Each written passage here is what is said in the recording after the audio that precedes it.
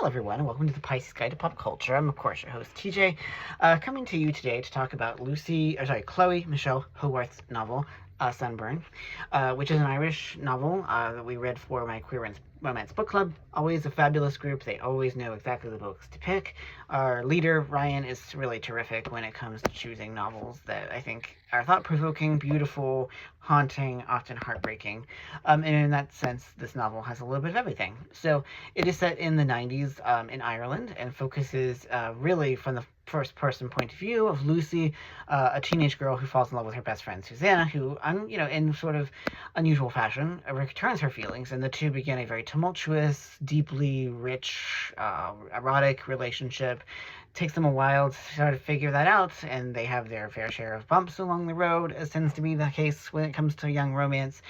But eventually, they sort of find their way together. I don't want to give too much away. But, it is a romance, not in the sort of like traditional generic romance, but in a literary romance. I'm thinking of novels like Call Me By Your Name, which I think is really similar, in much the same way that Call Me By Your Name really immerses us in the point of view of Elio. I think that this novel really does kind of keep us kind of wedded to Lucy's point of view, and that can be a bit stifling. It is a little stream of consciousness, and it can be very kind of overwhelming to be in the mind of an angst-ridden, love-ridden, lust-ridden teenager for roughly 250 pages.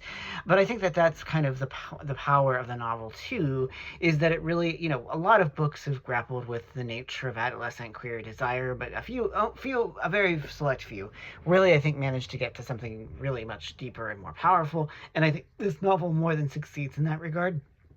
I think that, as a friend of mine at book club put it, it really captures the carnal details of adolescent love. Like, you pay attention to the weird things about your friends or the people that you fall in love with, how they chew, or, how they move through the world, or any of the other sort of weird details that you kind of I don't know that we think about it consciously, but if we were thinking about it consciously, it would occur to us just how much we're obsessed with these things.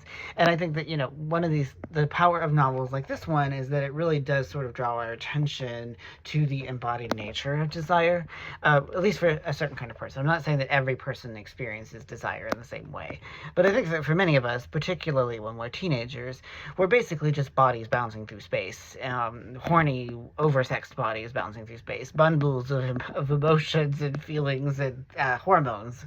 And I think that, this novel does a very good job of capturing what that's like. And it's a very messy period, and it's a very messy novel, and Lucy is a very messy, messy heroine.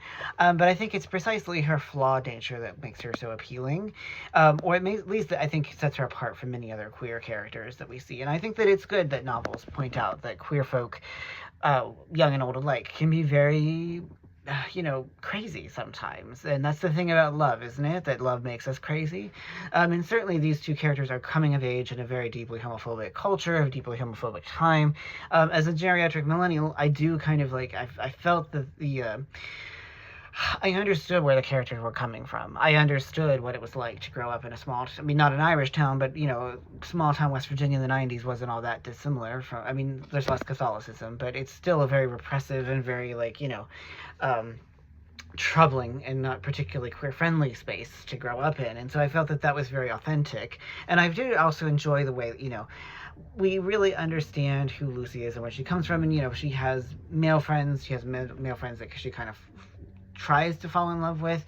So like I said, there's a lot going on here. And I think that, this novel, because of the fact that we're so wedded to Lucy's point of view, really kind of allows us to understand the sort of crazed things that we do as young people, and even as old people. Like, God knows that, I'm not always the most put together person, and that my feelings get the better of me. It is, after all, the Pisces Guide to Pop Culture.